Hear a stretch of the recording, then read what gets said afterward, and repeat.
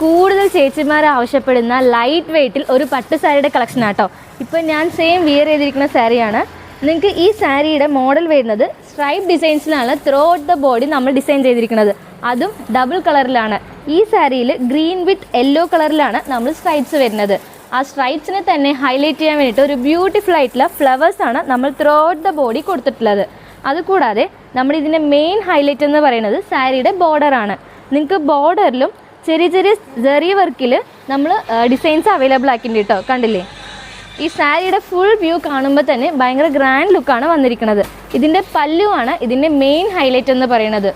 പല്ലുവിൽ നിങ്ങൾക്ക് സെയിം തന്നെ സരി വർക്കിൽ ഒരു ഗ്രാൻഡ് ആയിട്ടുള്ള ഡിസൈൻസ് ആണ് തന്നിരിക്കുന്നത്.